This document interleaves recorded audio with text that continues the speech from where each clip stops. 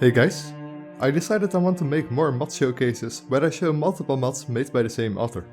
All of the mods I show today are made by Heiroftheseptems and are available for both the Special Edition and the Legendary Edition. I'll be showing these mods on the Special Edition. Much like Plunkett's mods, which I showcased last week, these 5 mods from Heiroftheseptems have a unique feel to it and come with a lot of variation.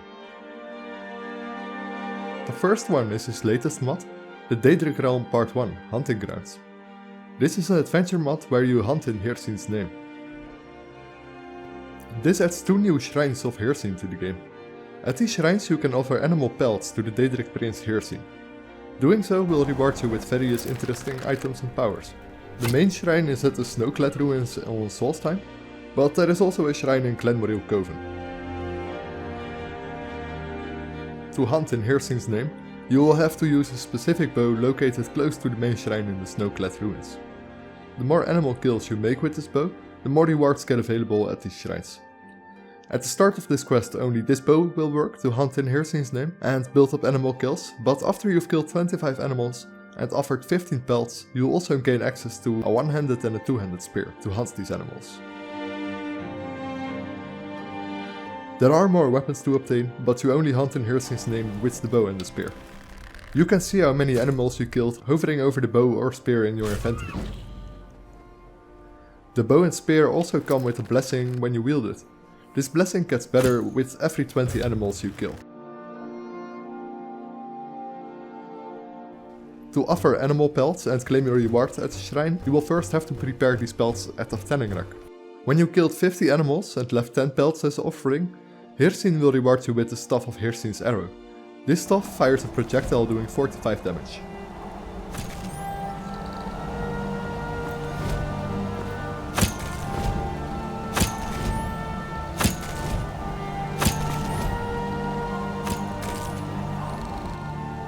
After killing 75 animals and left 10 pelts as an offer, you get access to 2 more staffs.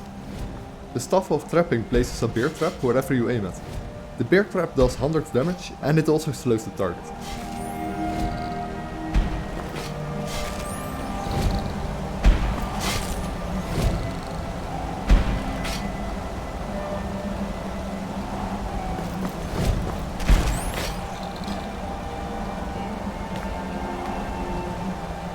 The other stuff you get access to at this number of kills is the Staff of Prey. This stuff can summon a stag, which stays around for 20 seconds and tends to distracting the enemy.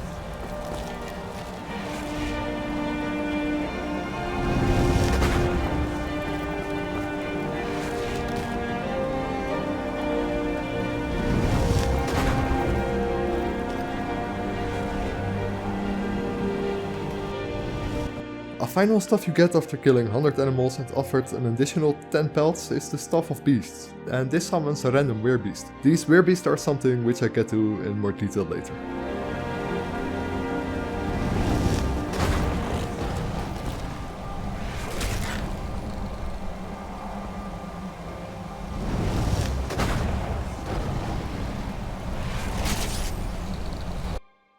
Another way to summon these werebeasts is with summoning arrows. 15 of these summoning arrows are obtained for offering 10 to 15 pelts. The more animals you killed, the more type of arrows are available. A beast will appear wherever this arrow hits. 3 new clothing sets to obtain are the bear, wolf and boar armor. These are unlocked after 50 animal kills and each piece can be made for 10 pelts that you offer. The bear armor is a heavy armor set.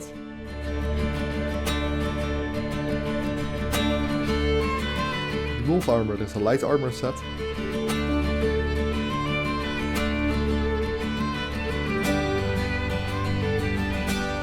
And the boar armor has purely cosmetic purposes with no armor rating.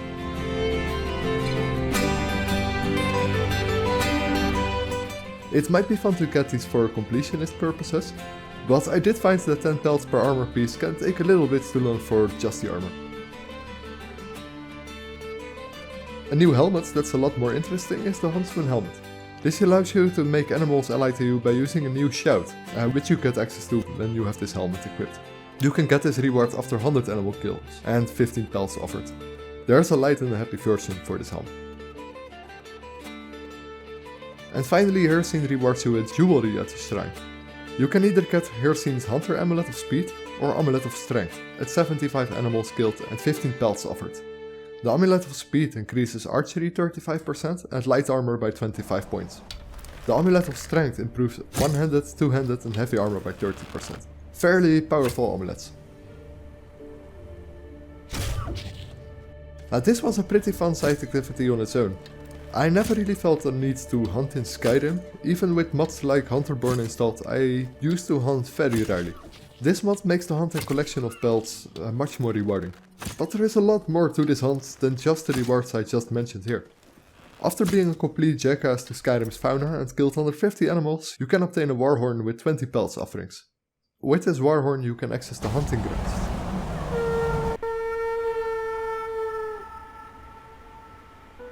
This place is quite huge and even has its own world map. At the hunting grounds you will find new shrines. At these shrines you can change your beast appearance when you transform with beast form. Before you can activate these shrines you will have to find, kill and offer the hearts of the alpha animal or boss animal first. These boss animals are located somewhere at the hunting grounds, in their own territory. It's a very dangerous area filled with hunters in beast form and a few not in their beast form.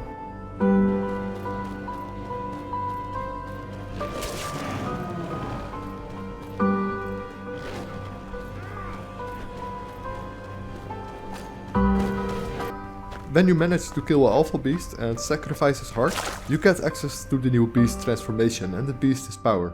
Each beast has its own power. A were-lion has the power Bestial Pride, which gives plus 50 armor rating and spell resistance.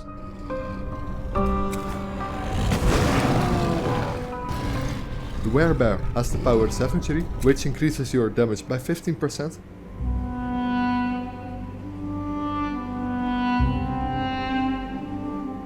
The Weirboar has the ability to charge, knocking down enemies while running. And finally you have the Were-vulture, a odd creature which has the power Windrunner, which makes you move 10% faster.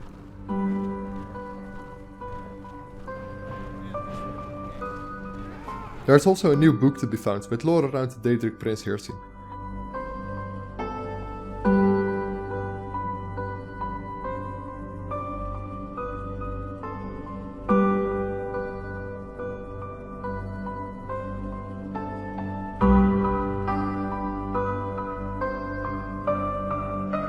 The quests around him in Morrowind's expansion Blood Moon were also very fun and interesting quests to me. If you killed all the alpha beasts at the hunting grounds here, Hircine himself will grant you one last epic item.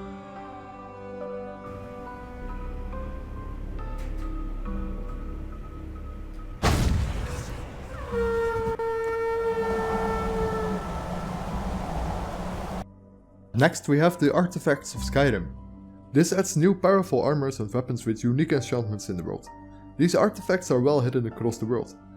Information about these items and subtle hints on how these can be obtained can be found by reading a new book called Provincial Artifacts. This book also gives an interesting backstory to most of these artifacts. Here's a hint to where this book might be located.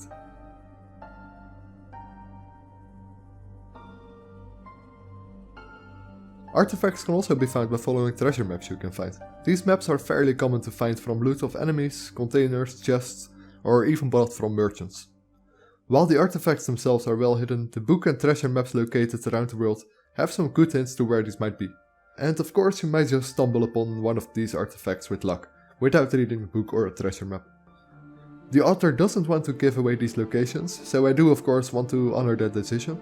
Which hopefully also explains why I just showed one page of the book and be so mysterious about these. I can understand his decision to not spoil the locations, it would take away the fun and this being a treasure hunt altogether. Some people might just want to have these and are not too interested in a treasure hunt. In this case I'd say use a cheat to obtain them. The mod Add Item menu for Legendary Edition lets you pick items from any mod you installed which has an ESP. And this mod isn't available for Special Edition yet. For Special Edition you could use the console command player.additem with the item ID. This mod is made in a very immersive way. You will without doubt stumble upon one of these artifacts in your adventures, with or without a treasure map. These artifacts are very powerful, but the most powerful ones are smartly balanced. I'll go over each artifact showing and telling what they do.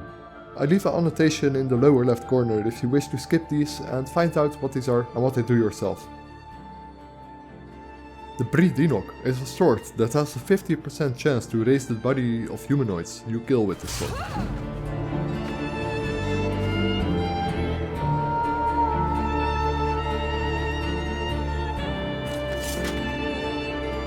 The Claw of Hifnir are cloves which increases your one-handed and two-handed damage by 25. It also fortifies unarmed and increases carrying capacity by 50.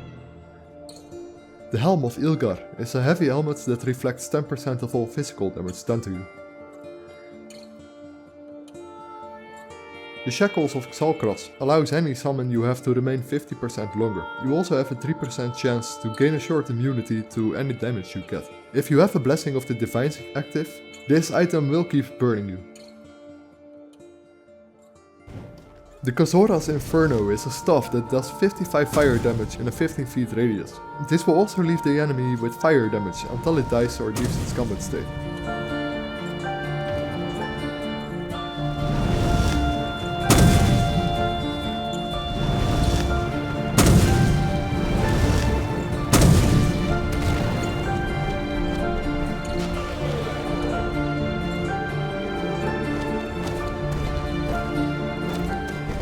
Brigand's Shield lets you regenerate stamina 50% faster while blocking than you usually do with a shield.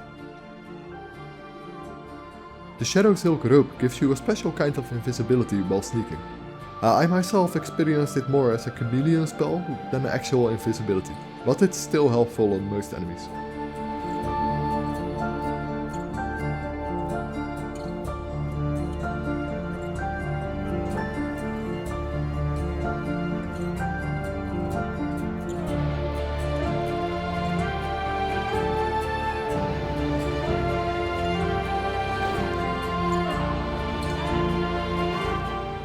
Arundel's Phantom Staff pulls out the ghost of a dead humanoid and destroys its corpse. This ghost will stay with you for a day.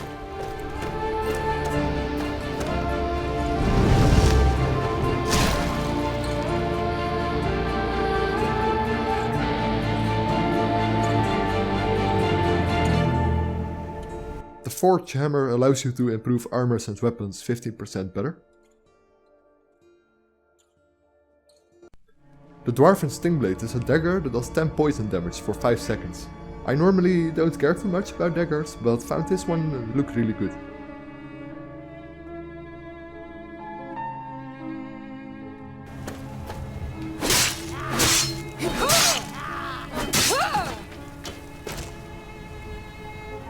The Suna Alata does 25 damage to undead and heals you for the same amount.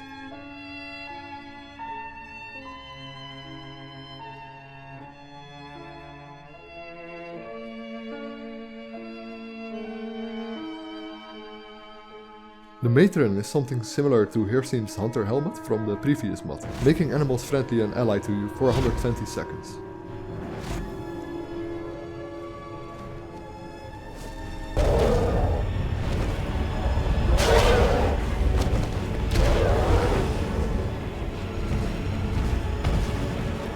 Then we have the Durmak, definitely the most powerful weapon you'll see in this video.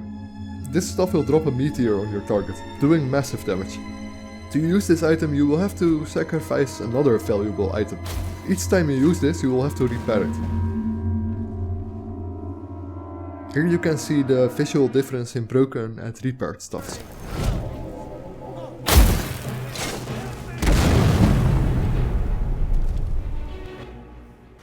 The Shieldbreaker is a nice looking warhammer that staggers blocking enemies.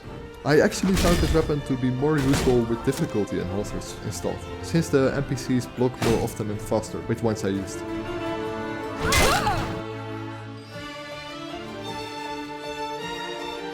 And finally you can find Crowfane. This damages the magicka of the target. If by any chance the target was casting Frost, Fire or Shock spell, they get an additional 25 damage from that element.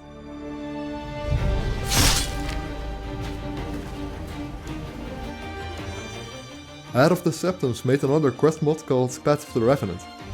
This is a quest with a new dungeon, some new items to obtain, and a new home to claim at the end of the quest. During this quest you can obtain the lost 2 artifacts of Mannimarco. Mannimarco has been a very interesting character in the Elder Scrolls universe up to Oblivion, where he unfortunately died extremely silly deaths during the Mage Guild quests. To start this quest we head to Dawnstar. Close to Dawnstar you find a dead Vigilant of Stendarr.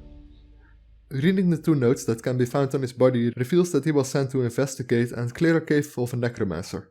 The Vigilant never made it far and got killed by the necromancer, who cut it high to his head and thinks he's the true successor to Mannimarco.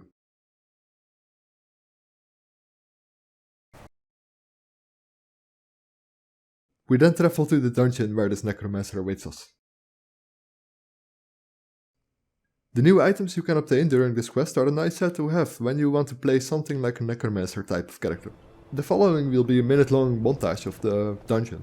You can skip ahead to the rewards you can obtain after the quest by pressing the annotation in the bottom left. If you don't even want to know the rewards for this quest, including the home you can claim, click the upper left annotation.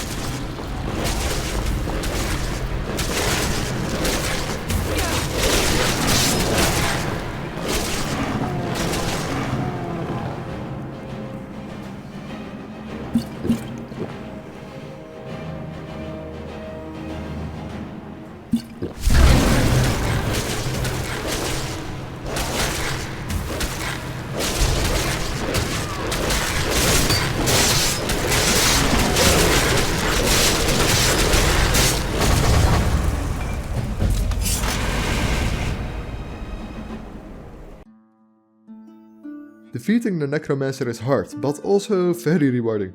You can loot the Staff of Worms and Bloodworm Helm from him. The Staff of Worms is a powerful staff which reanimates any humanoid for an unlimited time. When you wear the Bloodworm Helm, you can summon an infinite number of undead. Normally, reanimating another corpse will destroy the previous one. A helmet and a staff fitting for a true Necromancer. But wearing this helm, you will get the extra 25% more damage. There is also an optional file in the download section to make the Necromancer amulet a lot better. When using this, any undead around you in a 20 feet radius will heal 5 points per second. The base stats of this amulet also will be better while you have this installed. When you clear the dungeon, you might want to interact with a new skull that you can find at the start of this dungeon. What is your pity? With this you can claim the place as your home and make some improvements around the lair. This will cost you filled black soul gems. A place worth mentioning is the soul gem mine.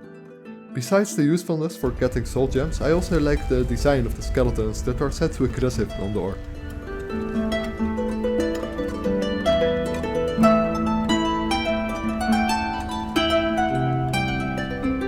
Another thing worth mentioning is a new altar where you can make 2 new weapons, some conjuration spell tomes, black soul gems and other Daedric items and spells.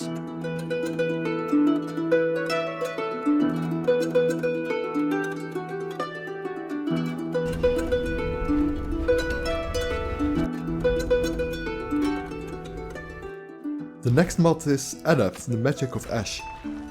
This mod aims to rework the existing Ash spells and add 7 new Ash based spells to the game. This takes us back to Souls time again. To start this mod you will have to know at least either Ash Rune or Ash Shell. These can be bought from Tel'Vas in Souls time at Tel Mithryn after doing a small quest for him. I don't mean to be rude, but I need to concentrate. Tel'Vas can then be found in the main Telvanni tower of Tel Mithryn. After you learned either Ash Rune or Ash Shell, leave the tower and you will be presented with a map on the floor. Nope, sorry. Nothing. Read it and the new location will be added to the world map. Here you will find a new home.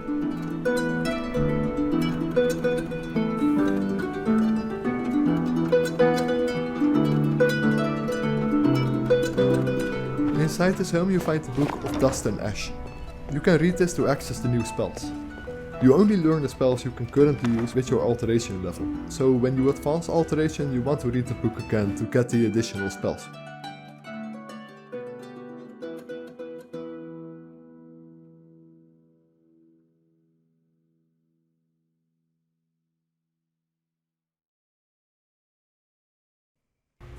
The Ash Gout hurls ash towards the target doing 8 damage per second and slowing the target.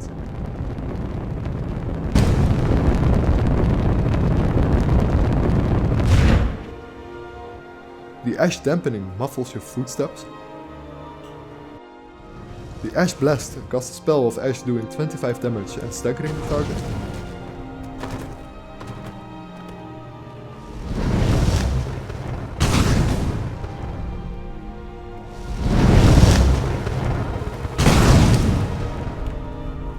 The Ash Ward creates a wall to block enemies. If this is used to block melee attacks and timed correctly, enemies will be thrown back on.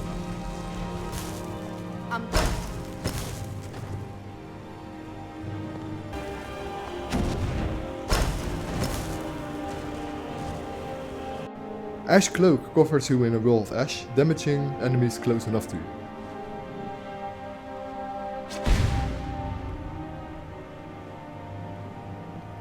Ash Skin covers you in skin, reflecting 15% of any melee damage done to you.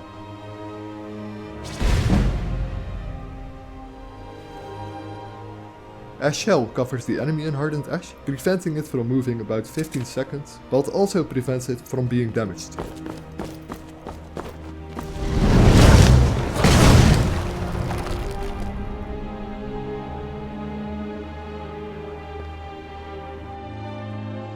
Ash Rune places a rune on the floor.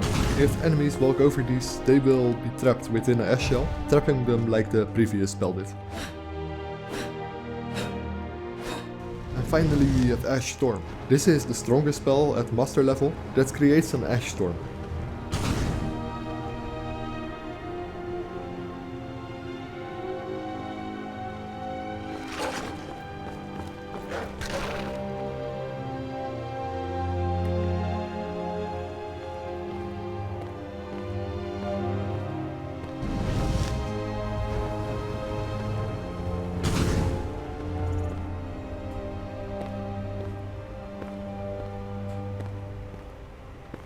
You'll also be able to access new armor when using this mod.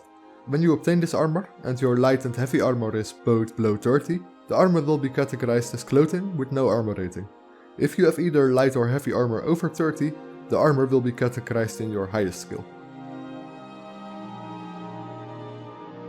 The Dust Helm gives plus 50 magicka and ash spells last 20% longer. The Dust Robes gives 150% magic regeneration and ash spells are 25% stronger. Wearing the Dust Gloves will reduce the cost of mana when using alteration spells. The Dust Boots give 20% magic resistance. And finally a Ash Urn or Ash Backpack is needed to realistically cast these spells. You can in theory still cast Ash Magic without the Urn or Backpack equipped, but it'll cost you 1000 mana more.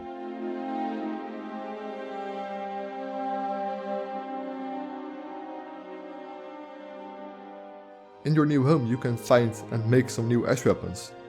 The weapons are equal to glass in damage output and do an additional 10 ash damage for 5 seconds, also slowing the target. There is either an ash dagger, sword or greatsword to craft.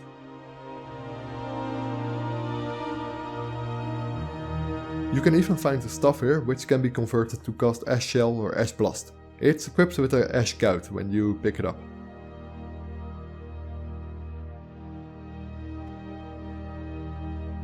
And finally we have a very unique player home, where new spells can be found. I want to make a small individual video for this mod, instead of showcasing it here now. It'll be more in place. I hope I convince some of you to give these mods a try. The mods from Heiroftheseptems feel somewhat underrated to me on the special edition. They're really fun and interesting to play around with, and important for many, these feel very immersive. Even the books are written in an interesting way. Heiroftheseptems did a great job describing the lore behind these when needed. 5 very well done and creative mods. You guys seem to have enjoyed my video for the homes for the special edition, which to me really felt like one of the smaller, less extensive videos I made. It's somewhat odd to me, seeing that video does literally 3 times as good than Blanket's mods showcase. So go watch that one if you enjoyed this one, and praise his mods. It's somewhat surprising I guess to see what my most viewed and most liked videos are sometimes. Anyway, remember endorsing the mods if you like to use them, and consider leaving a like or subscribe here. It's much appreciated and very helpful. Thanks for watching everyone, and see you all later.